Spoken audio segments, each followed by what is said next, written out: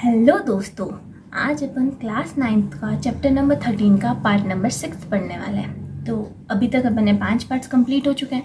थोड़ा सा आपको ओवरव्यू बता देती हूँ कौन कौन से अपन ने उसके अंदर कवर किए।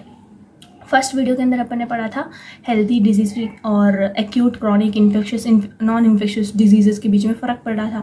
दूसरे वीडियो के अंदर अपन ने इन्फेक्शियस एजेंट्स और कुछ इन्फेक्शियस डिजीज़ के अपन कौन कौन से बैक्टीरिया, प्रोटोजोआन या फिर फंजाई या फिर कौन से वायरस करते हैं उनके नाम पढ़े थे अपन ने, ठीक है। एंड उसके अंदर अपन ने एंटीबायोटिक्स भी पढ़ा। थर्ड वीडियो के अंदर अपन ने means of spread of disease पढ़ा by air, water, body contact और वेक्टर के जरिए होता है। एंड फोर्थ वीडियो के अंदर अपन ने पढ़ा था organ and tissue specific manifestation. Just इससे पहले वाला वीडियो, फिफ्थ वीडियो के अंदर अपन ने ना इम्यून सिस्टम के बारे में पढ़ लिया और principles of prevention and treatment, ठीक है। अपन प्रिवेंट कैसे कर सकते हैं, डिजीज़ आने से पहले अपने आप को कैसे बचा सकते हैं, और अगर हो जाता है तो ट्रीटमेंट के क्या क्या तरीके हैं। 2 तरीके अपन ने पढ़े थे। अगर आपने ये सब नहीं पढ़े हैं तो एक बार आप पढ़ के फिर आज की वीडियो के देखना। इस वीडियो के साथ अपना चैप्टर यहाँ पे फिनिश हो जाएगा, ठीक है। एंड इसके बाद बस एक और वीडियो आएगा क्वेश्चन आंसर्स का आपके एनसीईआरटी का, ठीक है। तो आज का टॉपिक है इम्यूनाइजेशन। तो पूरा आज का वीडियो जो होने वाला है ये इम्यून सिस्टम के ऊपर होने वाला है। छोटा सा वीडियो है ना, ये बस आगे और पीछे इतना सही है, ठीक है। When immune system first sees an infectious microbe, it responds against it and then remembers it specifically. इसको सबसे पहले अपन समझते हैं। फर्स्ट पॉइंट को अपन सबसे पहले समझने की कोशिश करता है, ठीक है। तो ये क्या कह रहा है अपन को, एक इम्यून सिस्टम जब पहले किसी माइक्रोब से लड़ता है, पहली बार जब वो किसी माइक्रोब से लड़ने आता है ना, तब वो क्या करता है, वो जैसे ना मैं आपको अपने कंट्री वाला और इसका एग्जाम्पल लेके आपको बताती हूँ, ठीक है। जैसे कुछ कंट्रीज़ होते हैं, जैसे आप अफ्रीका ले लो, वहाँ पे टेक्नोलॉजी इतनी नहीं है। अगर आप वहाँ पे लड़ने जाओगे तो वो लोग क्या यूज़ करेंगे, भाला और वो तीर वगैरह जो पहले ज़माने के नहीं होते थे वैसे यूज़ करेंगे। जबकि अगर आप कोई कंट्री अगर चाइना के विरुद्ध जा रही है या फिर ऐसे बहुत रशिया जैसे एडवांस टेक्नोलॉजी में रहने वाले के पास जाएंगे तो वो कैसे रोबोट्स वगैरह वगैरह से लड़ेंगे। तो आप बात समझ रहे हो कि ना, जो अपना ओपोनेंट है उसको अपन को समझना पड़ता है कि ना वो कैसे ना हथियार यूज़ कर रहा है, उसकी कमियां कहाँ हैं, तो उसको समझना पड़ता है। सब एक जैसे नहीं होता है। तो वैसे ही जब इम्यून सिस्टम पहली बार first sees an infectious microbe, पहली बार जब वो एक इन्फेक्शियस माइक्रोब को देखता है तब वो क्या करता है, उसके अगेंस्ट रिस्पॉन्ड करता है। लेकिन यहाँ पे आपको सिंपली लिखा है इट रिस्पॉन्ड्स अगेंस्ट इट। वो रिस्पॉन्ड करेगा लेकिन क्या करता है, धीरे करता है, क्योंकि उसको उसके टैक्टिक्स, उसके कमियां, ये सब उसको समझना पड़ता है। तो इसलिए उसको थोड़ा टाइम लगता है, ठीक है। And then remembers it. एक और बात यहाँ पे क्या, उसको याद रखता है। जैसे ये माइक्रोब का ये कमी है, इस माइक्रोब ऐसे लड़ता है, ऐसे करके वो याद रखता है। It remembers it. ये आपको बहुत इंपॉर्टेंट याद रखना है। पहली बार जब इम्यून सिस्टम किसी इन्फेक्शियस माइक्रोब को देखता है, मतलब देख के घूरने के लिए नहीं, लड़ने के लिए, ठीक है, तब वो उसके विरुद्ध रिस्पॉन्ड करता है, फिर उसको याद रखता है। R अपन ने पढ़ लिया, ठीक है। रिस्पॉन्ड करता है सबसे पहले, उसके बाद में रिमेंबर करता है। सिंपल है। आपको पहली बार जब इन्फेक्शन माइक्रोब को देखेगा तब वो रिस्पॉन्ड करेगा, उसके बाद में उसको याद भी रखता है। क्यों याद रखता है, ये बहुत इंपॉर्टेंट है। याद रख के क्या कर लेगा वो, क्यों याद रखता है, इसलिए याद रखता है। So the next time that particular microbe और its close relative enters the body, the immune system responds with even greater vigour, ठीक है। यानी कि क्या करता है ये, जब दूसरी बार वही माइक्रोब आया मान लेते, या फिर उसका रिश्तेदार, जैसे बैक्टीरिया ग्रुप का कोई आया, ठीक है। बैक्टीरिया ग्रुप के अंदर रहने वाले सब एक ही तरीका अपनाते हैं, मतलब उनका लिविंग का थोड़ा थोड़ा सा डिफरेंट रहेगा पर ऑलमोस्ट सेम रहता है। और अगर वायरस का ग्रुप का कोई आया, ठीक है, तो वैसे और अपने क्या 2 और ग्रुप पढ़े थे, फंजाई और प्रोटोजोआन, तो वो ग्रुप के ऊपर डिपेंड करता है। क्या करता है, वो ग्रुप के ऊपर डिपेंड करता है कि कौन सा ग्रुप का माइक्रोब आया है। इसका मतलब क्या हुआ कि अपना जो सेम ग्रुप के अंदर जो माइक्रोब्स होता है, ठीक है ना, जैसे बैक्टीरिया ग्रुप के अंदर जो बैक्टीरियाज होता है वो सेम रहते हैं। जैसे आपको बैक्टीरिया और वायरस के बीच में फ़र्क पता है, मैंने आपको जब एंटीबायोटिक्स समझाया था तब मैंने आपको बताया था कि बैक्टीरिया का पाथवे कैसा होता है और वायरस का पाथवे कैसा होता है। तो जो भी वायरस होगा पाथवे तो वही अपनाएगा, लेकिन वो एक वायरस दूसरे वायरस से डिफरेंट जरूर होता है। जैसे ना, एक वायरस लिवर पे जाके इन्फेक्शन करता है तो एक वायरस लंग्स पे जाके इन्फेक्शन करता है। वो डिफरेंट जरूर है लेकिन उसका पाथवे जरूर सेम है ना, कुछ तो सिमिलैरिटीज़ हैं उसके अंदर। तो ऐसे सिमिलर वाले जो माइक्रोब्स होते हैं, सो द नेक्स्ट टाइम अगर वही माइक्रोब आए जो पहले आया था लड़ने के लिए, वही माइक्रोब आए या फिर उसका कोई पास वाला क्लोज रिश्तेदार आए, तो इम्यून सिस्टम पहले के कंपैरिजन में अभी बहुत फटाक से उसको मार गिरा देता, बिकॉज उसकी कमियां मालूम है, क्योंकि इसको एक्सपीरियंस है, एक बार इसको हरा चुका है, या फिर कम से कम एक बार लड़ा तो है ना उसके साथ। हमेशा जीतता है ऐसा जरूरी नहीं है, कभी कभार हार जाता है इम्यून सिस्टम, जब वीक होता है अपना इम्यून सिस्टम तब हार जाता है, लेकिन फिर भी उसको एक्सपीरियंस तो जरूर है ना कि वो कैसे लड़ता है और इसने कैसे रिस्पॉन्ड किया था, इसको याद रहता है। तो उसको रख के ये दूसरी बार बहुत जल्दी उसको मार गिरा देता है। सिंपल सी बात है, जब पहली बार वो एक इन्फेक्शियस माइक्रोब से जब वो मिलता है तब वो रिस्पॉन्ड करता है, उसको याद रखता है, और दूसरी बार जब वही माइक्रोब या उसका पास का रिश्तेदार आता है तो फटाक से उसको मार गिरा देता है। क्यों गिरा देता है? बिकॉज ये पहले उससे लड़ा है, या फिर आप ये आंसर लिखते हो बिकॉज इसको याद रहता है, इट रिमेंबर्स, पहले मैं इससे लड़ा हूँ करके इसको याद रहता है, और कैसे लड़ा ये भी इसको याद रहता है, और वो सामने वाला ओपोनेंट कैसा वो भी इसको याद रहता है। ठीक है, this eliminates the infection even more quickly than the first time around. यानी कि ये यहाँ पे जो मैंने आपको बताया था, ये रिस्पॉन्ड करता है लेकिन धीरे रिस्पॉन्ड करता है, जबकि दूसरी बार ये बहुत जल्दी रिस्पॉन्ड करता है। जैसे पहली बार किसी को इन्फेक्शन डिजीज होता है ना, तो वो बहुत धीरे धीरे उसको क्योर होता है, इम्यूनिटी बहुत धीरे धीरे लड़ती है, बिकॉज उसको पूरा एक नया ओपोनेंट आया तो उसको समझ के उसकी कमियां वगैरह सब देख के उसको लड़ना पड़ता है। लेकिन जब दूसरी बार सेम है उसका क्लोज रिश्तेदार आता है तो बहुत जल्दी उसको गिरा देता है। वो यहाँ पे लिखा है, this eliminates the infection more quickly. कौन सा टाइम की बात चल रही है? सेकंड टाइम की बात चल रही है या फिर उसके बाद वाला टाइम, सेकंड थर्ड फोर्थ कुछ भी, फर्स्ट टाइम यहाँ पे नहीं है, ये फर्स्ट टाइम की बात नहीं चल रही है, ये सेकंड या फिर सो ऑन। ठीक है ना, उसके उन टाइम्स की बात यहाँ पे चल रही है अपने। ठीक है, इसका एग्जाम्पल आपके बुक के अंदर एग्जाम्पल दे रखा है। 100 साल से पहले, फेरी टेल कहानी लग रही है क्या? 100 साल से पहले there was small pox epidemic, यानी कि स्मॉल पॉक्स की महामारी थी। स्मॉल पॉक्स की क्या थी? महामारी थी, यानी बहुत सारे लोग, पूरी एक कम्युनिटी या फिर पूरा एक कंट्री जो है, बहुत बड़े वाइड रेंज एरिया के अंदर स्मॉल पॉक्स से बहुत सारे लोग उसके चपेट में आ गए थे।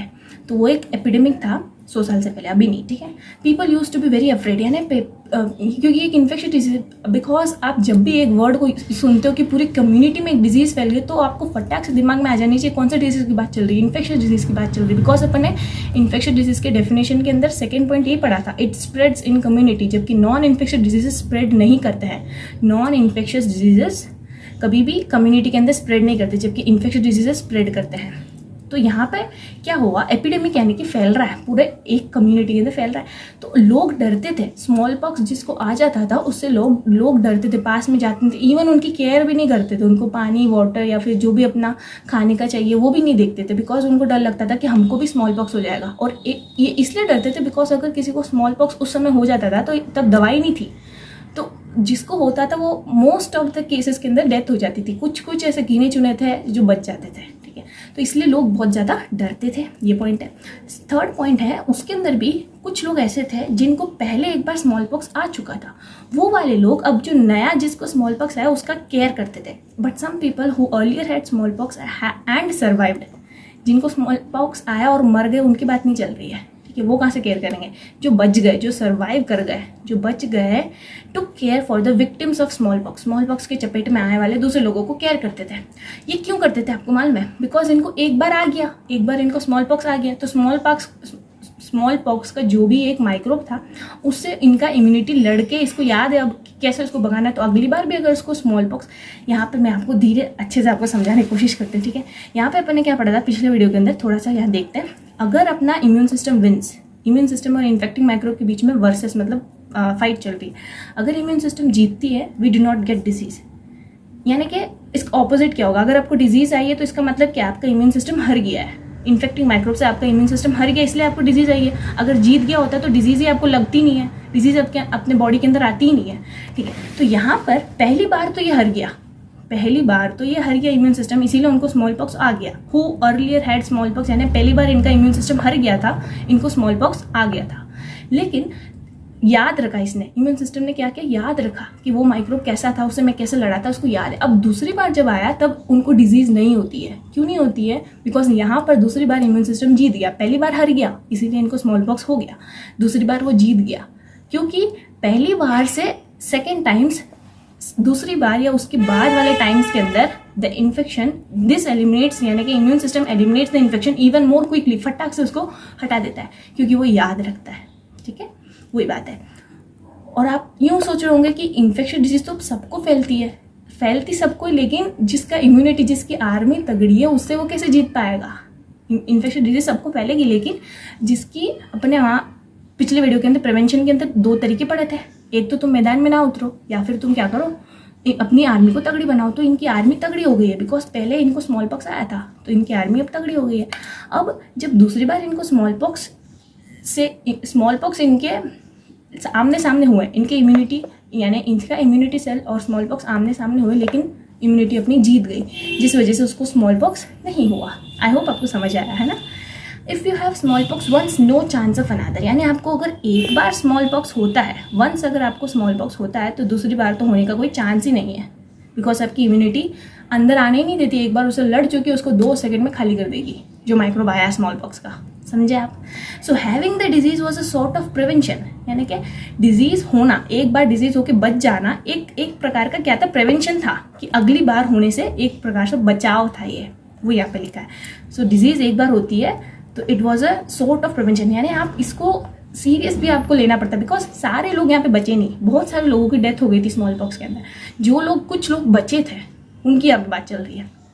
So having the disease was a sort of prevention, एक टाइप का प्रिवेंशन था जो आगे आपको कभी भी स्मॉल पॉक्स होने से बचा लेती है। उसको रख के ही वैक्सीन सिस्टम बनाया गया था। वैक्सीन बनाया गया था। आपकी बुक के अंदर है ना एक वो बता रखा है काउ पॉक्स के बारे में, वो मैं आपको समझाऊंगी तो आपको अच्छा मतलब समझ आएगा अच्छे से। वो एक साइंटिस्ट है, ठीक है, उन्होंने क्या नोटिस किया कि जो मेड्स होते थे ना, जो सर्वेंट्स है ना, काऊ के आसपास रहते थे और उनका मिल्क वगैरह लेते थे, उनकी वो साफ सफाई सब करते थे ना, उनको काउ पॉक्स हो गया था। ठीक है, काउ पॉक्स क्या होता है, वो काऊ के अंदर आने वाला एक पॉक्स वाली ऐसी बीमारी होती है जो ह्यूमन को हो गया था। तो उन मेड्स को स्मॉल पॉक्स आता नहीं था। क्यों नहीं आता था? बिकॉज वो साइंटिस्ट समझे थे कि काउपॉक्स और स्मॉल पॉक्स को जो माइक्रोब है उन दोनों के अंदर कोई सिमिलैरिटी है, जबकि काउपॉक्स जो होता था उसमें कोई किसी की डेथ नहीं होती थी, वो बहुत वीक था। ठीक है, वो थोड़ा सा ऐसे कुछ सिम्टम्स आते थे, उसमें लोगों की डेथ नहीं होती थी। तो जिन सर्वेंट्स को, जिन मेड्स को, जिन लोगों को एक बार काउपॉक्स आया था, उनको दूसरी बार स्मॉल पॉक्स नहीं आया। दूसरी बार का मतलब एक भी बार उनको स्मॉल पॉक्स नहीं आया, बिकॉज यहाँ पे दोनों माइक्रोब एक दूसरे के क्लोज रिलेटिव है। अपने में पढ़ा था, सेम माइक्रोब या फिर उसका पास का रिश्तेदार भी अगर आए तो अपनी इम्यूनिटी याद रखता है और उसको खत्म कर देता है। आप बात समझे यहाँ पे? ठीक है, so we can fool the immune system. अपन इम्यून सिस्टम को मूर्ख बना सकते हैं। क्या बना सकते हैं? फूल कर सकते हैं। Into developing a memory for particular infection by putting something that mimics मतलब उसकी कॉपी करता है, माइक्रोब की कॉपी करने वाला, that we want to vaccinate against. यानी आपको भी मान लेते हैं स्मॉल पॉक्स का वैक्सीन लगाना है, तो आप क्या करेंगे कि स्मॉल पॉक्स का जो माइक्रोब है, क्योंकि इन्फेक्शियस डिजीज तो वो माइक्रोब के कारण ही हो रही है, ऑब्वियस सी बात है, तो उस माइक्रोब का मिमिक यानी कि उसका जैसे दिखने वाला है या फिर उसकी जैसे कैरेक्टर रखने वाला एक माइक्रोब उसी के ग्रुप का होगा, ऑब्वियस सी बात है। उस ग्रुप के माइक्रोब को आप पहले से उस इंसान के अंदर डाल दो, ताकि वो पहली बार जब लड़े तो उससे जान लेवे और एक मेमोरी बन जाए उसके अंदर, रिमेंबर करे, ताकि जब दूसरी बार उसको असली में डिजीज़ होगा, जब उसको दूसरी बार असली वाला इंसान जब आएगा तब उससे वो 2 सेकंड में लड़के ख़त्म कर देगा। बिकॉज अपने आप पढ़ा, दूसरी तीसरी चौथी उसके बाद वाले जो भी बारे होते हैं उनके अंदर इम्यून सिस्टम बहुत फास्टली, बहुत क्विकली उसको डिस्ट्रॉय कर देता है। ठीक है, इसीलिए तो अपन वैक्सीन के अंदर करते क्या है, अपन इम्यून सिस्टम को मूर्ख बनाते हैं। कैसे मूर्ख बनाते हैं? असली माइक्रोब तो नहीं डालते यहाँ पे अपन, माइक्रोब का कॉपी करा वाला एक माइक्रोब या फिर उसके आसपास का रिलेटिव ऐसे डालते हैं, ताकि अपन, या फिर क्या करते हैं ना, कभी कभार अधमरा माइक्रोब भी डालते हैं। ऐसा माइक्रोब जो है ना आधा अधूरा मरा है, ठीक है, वो कंप्लीटली लिविंग भी नहीं है, ताकि वो अच्छे से अपने इम्यून सिस्टम से लड़े। बिकॉज अगर आप खुद सोचो, एक वायरस जब इतना डेडली है कि उसमें पहली बार जिसको वो आया उसके अंदर डेथ हो जाती है, जैसे स्मॉल पॉक्स ही ले लेता है, उसको स्मॉल पॉक्स जिसको पहली बार हुआ उसके अंदर मोस्ट ऑफ द लोगों की डेथ हो गई। तो आप असली में किसी को स्मॉल पॉक्स नहीं दे सकते, उससे उसकी डेथ भी हो सकती है। अपना यहाँ पे मेन एम क्या, अपन को लाइफ्स को बचाना है, तो अपन पहली बार जिंदा वाला ऐसा कैसा माइक्रोब नहीं डाल सकते हैं यूँ सोच के कि भाई अगली बार इसको डिजीज़ आए तो बच जाएगा। जब पहली बार ही बचने की गारंटी नहीं है तो अपन कैसे डाल सकते हैं? तो क्या करते हैं, उस डिजीज़ को, उस माइक्रोब को आधा अधूरा मार देते, ताकि अपन को एक श्योरिटी रहती कि अगर ये उस पर्सन के अंदर जाए तो भी वो पर्सन मरेगा तो नहीं, क्योंकि अधमरा है, पर इम्यूनिटी का भला हो जाएगा, क्योंकि इम्यूनिटी उसको याद रखता है। एंड अगली बार जब असली वाला, लिविंग वाला जब माइक्रोब उस पर्सन के अंदर जाएगा तो वो उसको इजीली मार गिरा देगा। तो आप ऑल्टरली देख रहे हो कि पर्सन बच गया है ना। तो वैसे there are vaccine against polio, tetanus, measles etcetera, और बहुत सारी बीमारियों के अगेंस्ट वैक्सीन आ गई है अपने पास में। ठीक है, ये आपके लिए एक ऐसा बता रखा आपकी बुक के अंदर, ठीक है। फैक्ट टाइप आप इसको ले लेना। हेपेटाइटिस वायरस, हेपेटाइटिस मतलब लीवर का इको साइंटिफिक नेम हेपेटाइटिस है, ठीक है। लीवर ही है और कुछ नहीं है। लीवर का जो वायरस जो जॉन्डिस करता है, जॉन्डिस मतलब पीलिया, ठीक है। Liver virus which causes jaundice spreads through water. Cholera, jaundice ये सब किससे जाता है? वाटर के जरिए स्प्रेड होता है। But most of the children of India have already immune against jaundice by the time they are 5 years as they are exposed to it। यानी कि इसका क्या मतलब है? इंडिया के अंदर बात चल रही है यहाँ पर, इंडिया के अंदर 5 साल तक के अंदर के जो बच्चे होते हैं ना, उनके अंदर पहले से ही जॉन्डिस के विरुद्ध में इम्यून सिस्टम प्रेजेंट होता है। यानी कि इनके पास में इम्यून का मेमोरी सेल प्रेजेंट है, पहले से इनको याद है, इसके इम्यून को पहले से याद है कि मैं एक बार जॉन्डिस से लड़ा था। बिकॉज इंडिया में 5 साल से नीचे वाले बच्चों को ऑलमोस्ट सबको एक बार तो जॉन्डिस हुआ होता है, क्योंकि यहाँ पे अपना ड्रिंकिंग वाटर का सही से सिस्टम नहीं है अपनी कम्युनिटी के अंदर, ठीक है।